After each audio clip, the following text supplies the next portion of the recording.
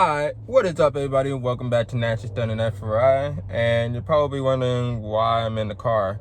So, I'm going to talk about the purple bike because I posted some short reels showing that the bike is blown up. So, I still have the other bike. I'm going to be riding that. Going to be putting parts onto that bike. I got to send the tank out on that bike to go get custom tank made the same way as the other one, so I might be throwing the custom bowl tank on the white bike for the meantime until this bike or the tank on this bike gets sent out, comes back in the next couple of days, and then powder coated black again, etc. So with the purple bike, I went out to the lot Saturday and Sunday. Saturday, the bike was doing good. I was testing out the new setup with the jigsaw forks and everything. Everything went fine. Everything went well. Come Sunday, I ran into a world of hell with problems. First, it being my clutch cable screwed, backed out. And then the stator cover, when I first put the bike together, for some reason the gasket sealer was not holding, so that blew oil all over the road and onto my foot. Next, after fixing that, the fuel pump wiring disconnected, so I thought I had a bad fuel pump, but the fuel pump sender wiring disconnected, so I had to restart all that bitch. And then I had replaced the diode because I thought the diode went out, which 9 times out of 10, diode doesn't really go out on ignition like that. For that, at least that I've experienced, it's never gone out like that. Then I put the bike into dealer mode to figure out exactly what was causing the problem and why the bike was not priming. When I put the bike in dealer's mode, I had a code for a fault on injectors 1 and 2, and injectors 1 and 2 not sending, I think it was not sending fuel or not getting enough power to send the right amount of fuel. So injector 1 and 2 were clogged up, supposedly, I believe. So, and I've never done valve adjustment on this bike. I've never done injector cleanings. I never even sent this bike down to get a proper maintenance on the bike. As far as I know, I picked this bike up 3-4 years ago, I think, out in Placerville. And actually, no, it hasn't been 4 years. It's been 2 to 3 years that I picked this bike up in Placerville and built it. So yeah, picked the bike up. It was a barn find. All I know is it was sitting in a barn for like 3 or 4 years. Dude, we're gonna use it as a basically gonna use it as a cart motor. You know, the old wiring harness was cut up. I got a new harness, got a new everything for the bike. Regasketed, replaced thermostat, water pump, coolant, radiator, coolant hoses to silicone hoses. Then I had problems at Tour de Bay. When I first went to Tour de Bay for my first time experience, bike ran all the way up to 260, just chilling in traffic. Before we even got to the Bay Bridge, bike chilling at 260, shut off at the first gas station when it turned back on. I had to wait for it to cool down. So I thought, my head gas was going out. Then I bled the whole system, still overheated. Then I took the thermostat temp sensor, plugged it in, and so that it comes on, my fans come on ignition. Been doing fine ever since then. Now, go to ride the bike, and let alone, I've been riding with a 62 sprocket on the freeway and daily riding it. No problem. Should you? No, because it puts a lot of strain on the motor, but it can be done. So my theory is this motor that when I picked the bike up was already bad, and just I don't know how many exact miles were on it. The cluster that I had with the bike said it had about 20. When I got the bike, it had 25,000 miles on the cluster. No, yeah, the bike had 25,000 miles on it. Then I put another 2,000 to 3,000 miles on it, so now the bike is sitting around almost 28,000 miles. Come Sunday, I go to ride it, I hear a whining noise. I'm like, okay, what the fuck is that noise? I know my tensioner is not over tightened, and I never adjusted my tensioner since then. Get to the lot, right? Start riding around, start doing a little tire warming up, you know, try to practice a little bit of donuts, burning some rubber, because those are brand new tires and they're still slick as hell.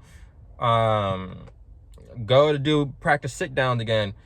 Do one sit down, get it up, drop it down, do the second sit down, get it up, get it a little higher, started riding it, drop it down. By the third clutch up on the sit down, I clutch it up, try to get it to balance point, and all of a sudden I just hear something just let loose. So the clutch, as soon as I came down, it's when it started sounding like a two-stroke, like literally a fucking dirt bike or a Subaru. At that moment, when I started hearing the misfire and everything, I like, damn it, I just blew out these cheap-ass spark plugs that I bought.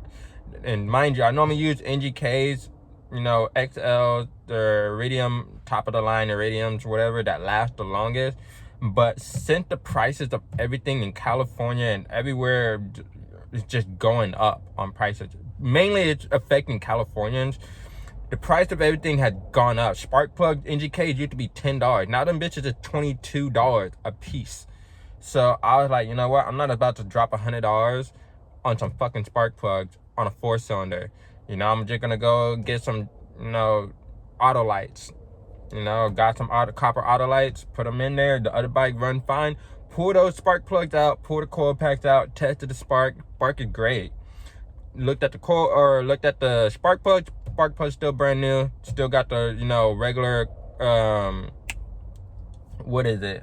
It had the regular carb buildup on the spark plug, which is normal. When you get brand new spark plug, you get carb buildup a little bit from, you know, exhaust and I can't fucking talk. Exhaust and gas mixture, you get carb buildup on the spark plug. There, said it. So that shit was normal. Put everything back together, try to fire it up, still sounded horrible. At that point, I shut my boy. I actually tried to go and ride the bike. The bike was stuttering. Then my boy Matt went on the bike and tried to ride it, and he came back and he's like, dude, it's shutting off. And at this point, he's like, yeah, the motor's done. Like, I think the motor just tired. She's worn out. You know, it needs a new motor. I was like, you know what? Screw it. I'm about to go home, take this bike, tear it apart and everything. I still got the other bike. Mind you, I was meant to trailer both bikes to the lot just in case that shit happened, because I knew some shit with that bike was just, I didn't trust that bike enough. You know, I've had problems ever since I built the bike that I just didn't trust anything with that bike. And I knew some shit was gonna happen and fuck up, which it did.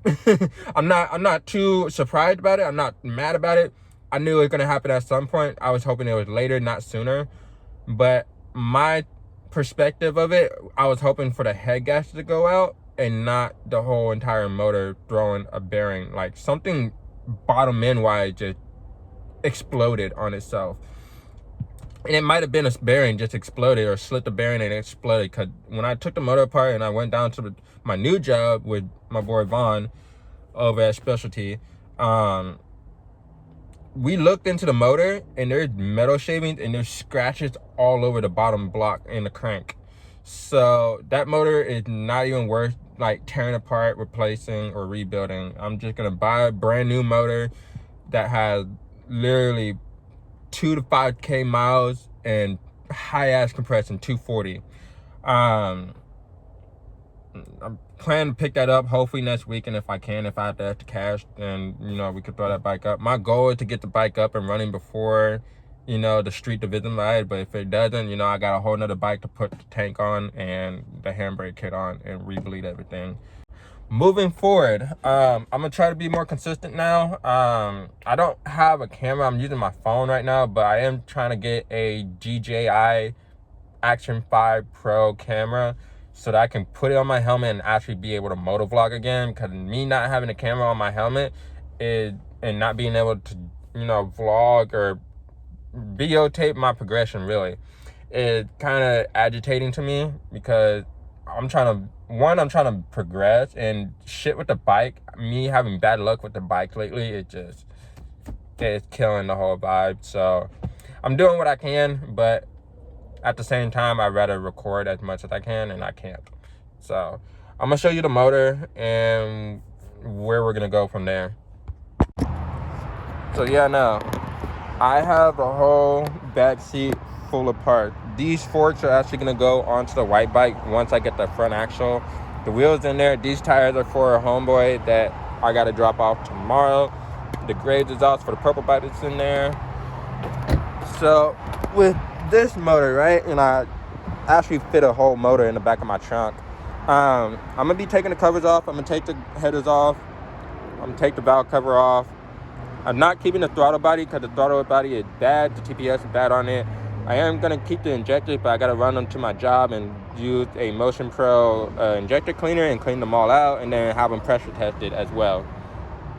I gotta take the front sprocket off, and I gotta take the oil pan off because it had the baffle sump pickup for the mod pickup.